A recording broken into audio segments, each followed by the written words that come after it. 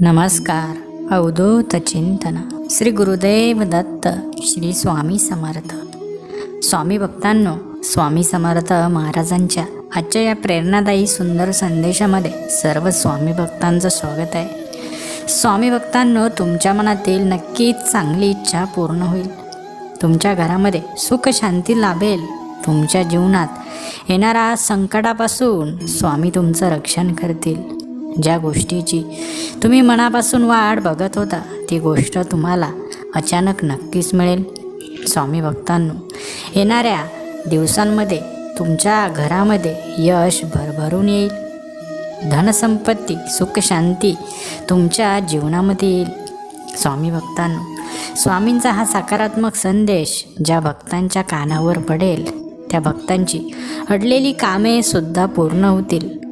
ज्या गोष्टीसाठी तुम्ही अतोनात दिवस रात्र प्रयत्न करत आहात त्या गोष्टीमध्ये यश तुम्हाला नक्कीच मिळेल. स्वामी भक्तांनो, स्वामी समर्थ महाराजांचा आजचा सकारात्मक संदेश मन लावून शेवटपर्यंत नक्कीच ऐका. हा संदेश ऐकणाऱ्या प्रत्येक भक्ताच्या मनामध्ये सकारात्मक ऊर्जा निर्माण होईल आणि तुमच्या मनोकामना नक्कीच पूर्ण होतील.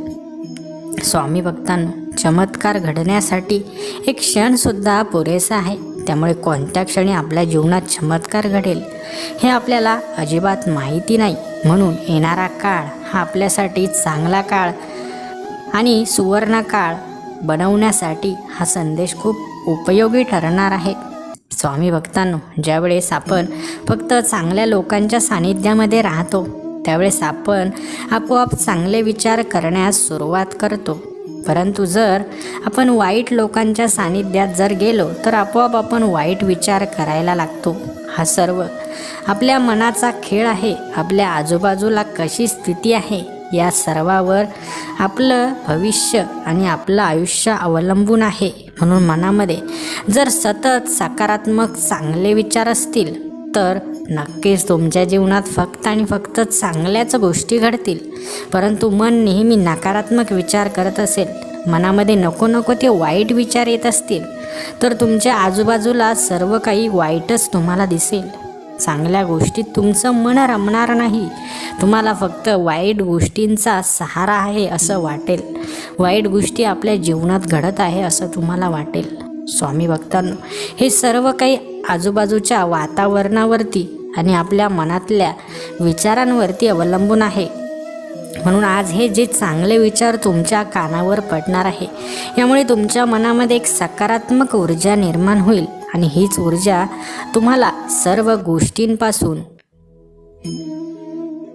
गोष्टींपासून तुम्हाला दूर नेईल आणि चांगल्या गोष्टींकडे तुम्हाला आकर्षित करेल. स्वामी भक्तांनो, सर्व वाईट गोष्टींपासून दूर जाण्यासाठी आणि चांगल्या गोष्टी आत्मनिर्भर बनवण्यासाठी सज्ज व्हा.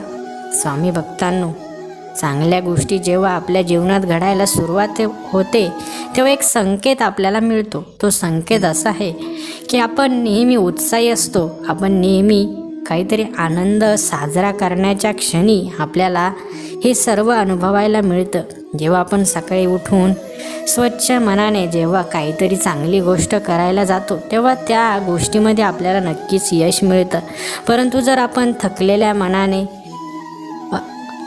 आणि उत्साह नसलेल्या परिस्थितीमध्ये जेव्हा जगत असतो तेव्हा आपल्या जीवनामध्ये कधीच कोणती चांगली गोष्ट घडत नाही. म्हणून कुठलीही चांगली गोष्ट करताना उत्साहीपणा हवा, आनंद हवा. त्यावेळेस ती गोष्ट नक्कीच यश मिळवून देते. स्वामी भक्तांनो, स्वामी महाराज सांगतात, तुम्ही तुमचे प्रयत्न हे प्रामाणिकपणे करा. त्या प्रयत्नामध्ये तुम्हाला नक्कीच यश मिळेल. म्हणून प्रयत्न हे प्रामाणिक असावे. जीवनामध्ये नेहमी चांगल्या लोकांच्या सानिध्यात आपण राहायला हवं. काही लोक उगाचच नकारात्मक गोष्टी आपल्या मनामध्ये भरत असतात. असं होऊ शकत नाही, तू हे करू शकत नाही, किंवा हे तुझ्या आवाक्याच्या बाहेर आहे, इथे तू डोकं लावू नकोस, इथे तू काहीच करू शकत नाही, असे अनेक न घडणाऱ्या गोष्टी किंवा आपण ज्या गोष्टी करूच शकत नाही असं आपल्या मनामध्ये जो कोणी भरवत असतो अशा लोकांपासून नेहमी दूर राहा. स्वामी भक्तांनो, तुम्ही खूप महत्त्वाचे आपल्या परिवारासाठी आहात. म्हणून परिवारासोबत नेहमी चांगलं वागा. जेव्हा आपण घरामध्ये चांगलं वागतो तेव्हा आपोआप लक्ष्मी आपल्या घरामध्ये नांदत असते. आपल्या घरामध्ये शांतता ठेवा, जेणेकरून आपण जे प्रयत्न करतो आहे त्यामध्ये यश मिळण्यासाठी सुलभता येईल. स्वामी भक्तांनो, अनेक अशा छोट्या मोठ्या गोष्टी आहे ज्या आपण आज या संदेशाच्या माध्यमातून ऐकणार आहोत. अनेकदा आपण अशा काही लोकांना भेटतो ज्यांना भेटल्यानंतर असं वेगळंच तेज जाणवतं. असं वाटतं की हे व्यक्ती काही पण करू शकतात. असं का होतं? तर त्यांनी पूर्वीपासून ती साधना केली आहे. ज्या गोष्टी त्यांनी आत्मसात केल्या आहेत ते देखील आपणही करू शकतो. फक्त मन नेहमी उत्साही आणि स्वच्छ हवं. काही लोक असे असतात जे दिवसभर काम करूनसुद्धा संध्याकाळी थकत नाहीत. नेहमी त्यांच्या चेहऱ्यावर एक वेगळ्या प्रकारचं तेज असतं. त्यांच्याशी बोलल्यानंतर आपल्याला आपलं मन असं हलकं वाटतं. आपण विचार करतो की एवढी एनर्जी आली तरी कुठून? तर स्वामी भक्तांनो, लक्षात ठेवा, जेव्हा माणूस कुठल्या ना कुठल्या कामधंद्यामध्ये गुंतलेला असतो तेव्हा माणसाला स्वतःकडे लक्ष द्यायला वेळ मिळत नाही. परंतु नियमित साधना करणं, नियमित पूजा करणं, नियमित परमेश्वराची साधना करणं, नियमित परमेश्वराशी बोलणं, परमेश्वराकडे प्रार्थना करणं, या सर्व गोष्टींसाठी आपल्याला नियमित वेळ द्यायला हवा. थोडा का वेळ आपण जेव्हा अशा आध्यात्मिक गोष्टींकडे वळतो तेव्हा आपलं मन आपोआपच प्रसन्न व्हायला सुरुवात होते. जेव्हा आपण मंदिरात जातो तेव्हा आपल्याला तिथे एकदम शांतता आणि एकदम अशी दिव्य ऊर्जा जाणवते. याचं कारण तिथे दररोज देवाची भक्ती केली जाते. अनेक भक्त तिथे आलेले असतात, रोज येत जात असतात आणि त्यामुळे तेथील वातावरण प्रसन्न होतं. प्रत्येक मंदिरामध्ये गेल्यानंतर तिथे तुम्हाला एक सकारात्मक ऊर्जा नक्की जाणवेल. जेव्हा आपण जो देवाचा गाभारा असतो त्या गाभाऱ्यामध्ये जा, थोड्या वेळ शांत बसा, नक्कीच तुमचं मन एकदम शांत होईल, तुम्हाला प्रसन्न वाटेल. बाहेरचा किलबिलाट असू द्या, बाहेरची गर्दी असू द्या, ती कुठलीही गर्दी किंवा किलबिलाट तुम्हाला त्या गाभाऱ्यामध्ये जाणवत नाही. याचा अर्थ तिथे काहीतरी दिव्यता आहे, तिथे काहीतरी दिव्य शक्ती आहे. स्वामी भक्तांनो, अशी दिव्य शक्ती आपल्याला आपल्या घरामध्ये सुद्धा तयार करायची आहे. जिथे आपण देवाची पूजा करतो तिथे गेल्यानंतर आपल्याला खूप शांतता वाटली पाहिजे. बाहेरची जी काही गर्दी असेल, बाहेरचा जो काही किलबिलाट असेल, तेथे तो पोचता कामा नये. अशी दिव्य साधना आपल्याला तेथे करायची आहे.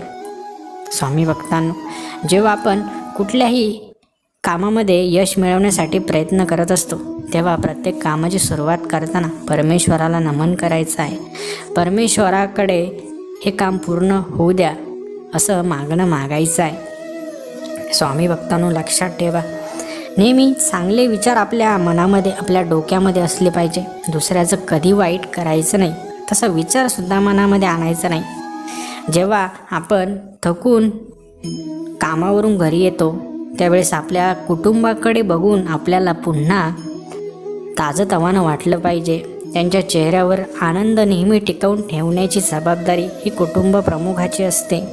जो घरातील कोणी मोठा असेल त्याचं काम हे असतं. घरातील स्त्रीने नेहमी आपल्या कुटुंबाला कसं सुखी ठेवता येईल, कसं खुश ठेवता येईल याचा विचार करावा.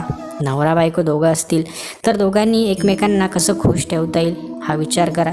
जेव्हा सर्व काही आनंददायी वातावरण असेल तेव्हा तुमच्या जीवनामध्ये आपोआप चांगल्या गोष्टी घडायला सुरुवात होतील. जर यावर तुमचा विश्वास बसत नसेल तर एकदा ही गोष्ट करून बघा. आपण आपल्या घरामध्ये आल्यानंतर नेहमी चांगल्या गोष्टी बोला. कधी भांडू नका, भांडण होईल असं वातावरण निर्माण करू नका. नेहमी शांतता ठेवा, हसा खेळा, फक्त आणि फक्त चांगल्या गोष्टी बोलायच्या. निगेटिव्ह नकारात्मक गोष्टी अजिबात बोलायच्या नाही. तुम्हाला काही दिवसातच फरक जाणवेल की तुमच्या आयुष्यामध्ये आपोआप काहीतरी चांगल्या गोष्टी घडायला सुरुवात झाली आहे. आपल्याला जो काही प्रॉब्लेम आहे, जो काही टेन्शन आहे, लोड आहे, तो सर्व आपल्याला बाजूला सारायचा आहे आणि आपल्या कुटुंबासोबत चांगले क्षण आपल्याला व्यतीत करायचे आहे. नक्की तुम्हाला फरक जाणवेल की नक्कीच काहीतरी सुधारणा आपल्या जीवनामध्ये होते. ही सर्व परमेश्वराची कृपा आहे. परमेश्वराने हे सर्व आपल्या भक्तांसाठी सांगितलं आहे, आपण त्याचं पालन करायचं आहे. परमेश्वर नक्कीच आपल्या कुटुंबाच्या रक्षणासाठी तत्पर आहेत. माता लक्ष्मी आपल्या घरामध्ये नांदणार आहे. आपण फक्त सर्व काही चांगलं करायचं आहे. वाईट गोष्टींच्या मार्गाने कधीच जायचं नाही. नेहमी चांगल्या गोष्टींचाच विचार करायचा. जे होईल सर्व काही आपल्या कल्याणासाठीच होईल असं नेहमी आपल्या मनामध्ये ठेवायचं. बघा, तुम्हाला नक्कीच परमेश्वराच्या सकारात्मक शक्तीची काहीतरी जाणीव होईल आणि ती जाणीवच तुम्हाला पुढील मार्ग दाखवेल. स्वामी भक्तांनो, एकदा मार्ग दिसला की त्या मार्गाने आपल्याला कसं जायचं हे आपोआप पुढे समजत जातं. आपण फक्त तो मार्ग सोडायचा नाही. तो सत्याचा मार्ग आहे, तो चांगला मार्ग आहे. आपल्याला कधीच वाईट गोष्टींकडे घेऊन जाणारा मार्ग नाही. त्यामुळे नेहमी त्या सत्याच्या मार्गावर चालायचं आहे. नक्कीच तुमच्या इच्छाही पूर्ण होतील, तुमच्या मनोकामनाही पूर्ण होतील आणि स्वामीही नक्की तुम्हाला दर्शन देतील. स्वामी भक्तांनो, आजचा संदेश तुम्हाला आवडला असेल तर व्हिडिओला एक लाईक नक्की करा आणि असे स्वामी संदेश रोज ऐकण्यासाठी आपल्या भक्तिमय चॅनलला देखील लगेचच सबस्क्राईब करा. श्री स्वामी समर्थ. जय जय स्वामी समर्थ. धन्यवाद.